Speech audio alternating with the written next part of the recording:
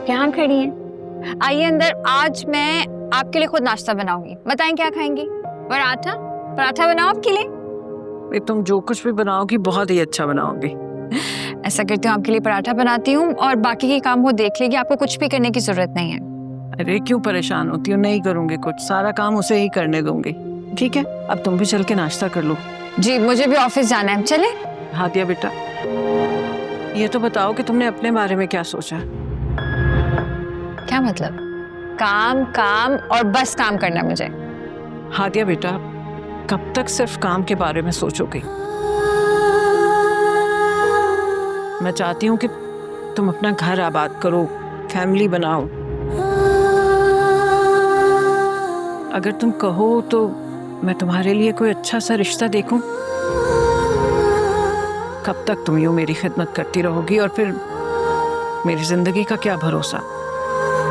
अल्लाह ना करे आपको कुछ हो। कैसी बातें कर रही हैं आप? और मुझे नहीं करनी शादी। मेरा मकसद सिर्फ दूसरों की मदद करना है। और आप सब हैं ना मेरे पास, मुझे किसी की भी जरूरत नहीं है। और आप प्लीज आइंदा ऐसी कोई बात नहीं करेंगी। अल्लाह ना करे कि कभी भी कुछ भी हो। कुछ नहीं होता मुझे।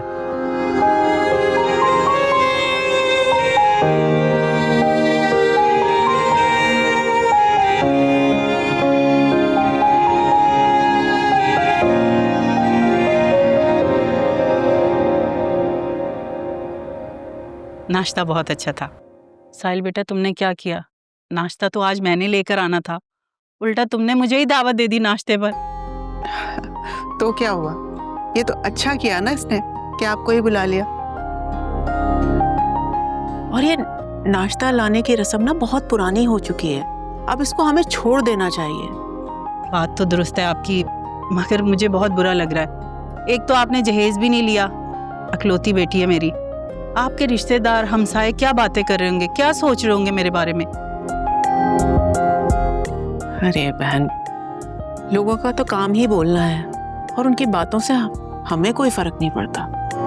हमारी जान, आप बिल्कुल ठीक कह रही हैं। अगर हम दुनिया की बातों से घबराते रहे तो ये रस्में कभी नहीं टूटेंगी। और हमें एक प्यारी और सुलझी हुई बहू मिल गई है।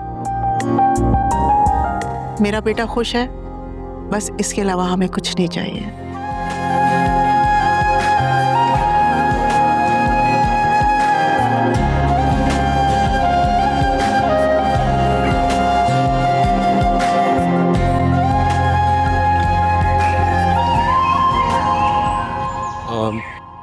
माँ, वो एक्चुअली आपसे एक बहुत इम्पोर्टेंट बात डिस्कस करनी थी।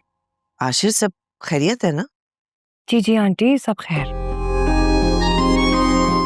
माँ, एक्चुअली मैंने ये सोचा है कि बिजनेस दुबई में भी स्टार्ट किया जाए। एक कंपनी से बहुत अरसे से मेरी बात चल रही थी, उनके साथ डील लॉक हो रही है। अच्छा, तो ये बात है। हाँ, बात तो सही है। मैं भी यही चाहती हूँ कि हमारा बिजनेस बढ़े। देखो बेटा, मैंने तो बहुत मेहनत की है तुम्हारे डैड के कारोबार के लिए। मुझे तो अच्छा ही लगेगा अगर तुम ये कारोबार और बढ़ाओ। आंटी, आशिर ने इसीलिए सोचा है, बल्कि ये फैसला किया है। मैं इनके फैसले से इत्तेफाक करती हूँ और उम्मीद करती हूँ आप साथ देंगे हमारा। लेकिन माँ, आपकी इजाजत के बगैर मैं ये काम नहीं कर सकता। ठीक है बेटा, तुम्हारी माँ की दुआएं तुम्हारे साथ हैं। थैंक यू माँ।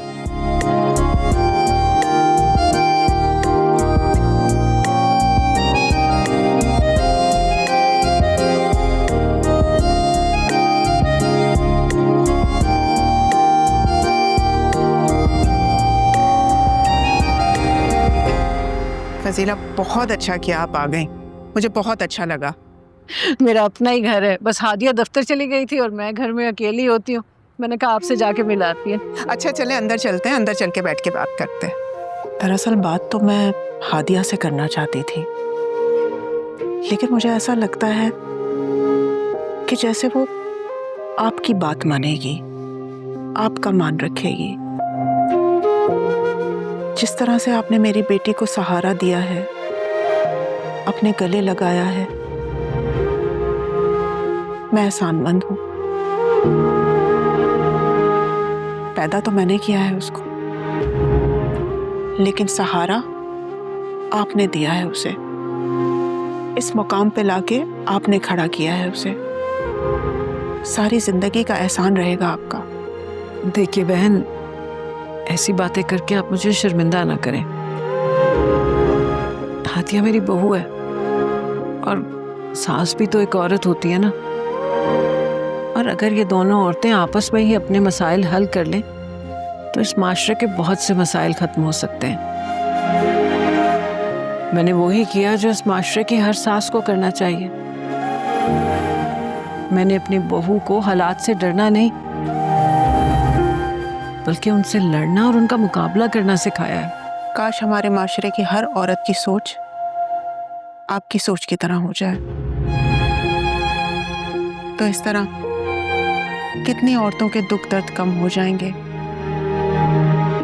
कितनी औरतों के घर आबाद हो जाएंगे। बिल्कुल ठीक कह रही हैं आप। एक बात कहना चाहती हूँ मैं आपसे, अगर आप बुरा ना माने तो। जी कहिए। मैं चाहती हूँ कि आप हादिया को समझाएं कि वो शादी कर ले। देखे ना, कम उम्री में बेवा हो गई है वो, और अकेली जिंदगी कब तक गुजारेगी। हमारा माशरा अकेली औरत को जीने नहीं देता। अगर आप बात करेंगी ना उससे, तो वो शायद समझ जाए। आप बेहतर समझ सकती हैं इन मामलात को। जी, मुझे इस बात का एहसास था। मैंने बात भी की थी हादिया से, मगर उसने साफ इनकार कर दिया। आहिस्ता आहिस्ता वक्त के साथ वो ये बात समझ जाएगी, और मुझे लगता है कि वो मान जाएगी दूसरी शादी के लिए। लेकिन आप बेफिक्र रहिए, मेरी पूरी कोशिश होगी कि हादिया मान जाए।